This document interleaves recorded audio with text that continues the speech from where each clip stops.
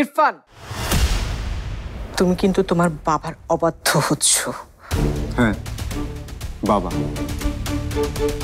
ইনি সেই বাবা যিনি তার সন্তানকে বারবার বাজারে এনে দাঁড় করিয়েছেন, বানিয়েছেন খুব দামি পণ্য, খুব দামি। তোমার এই সমস্ত নাটকের সংলাপ শোনার সময় এটা নয় ইরফান। কিন্তু আমার যে এটাই সময় বাবা,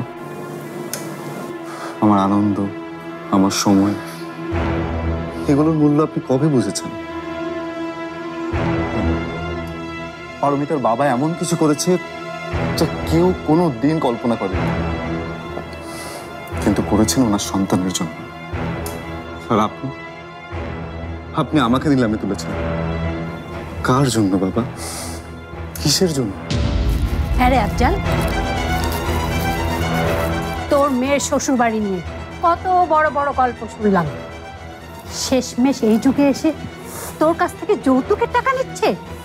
ছি ছি ছি ছি ছি, তাহলে এদের সবকিছু গল্প নাকি?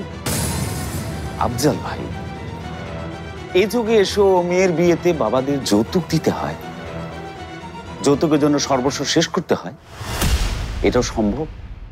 আপনার মতো মানুষ মেয়ের বিয়েতে যৌতুক দেবে, এটা বিশ্বাস করতে আমার খুব কষ্ট হচ্ছে ভাই। তোমরা সবাই যৌতুক যৌতুক করছো কেন? এটাকে কি যৌতুক বলে?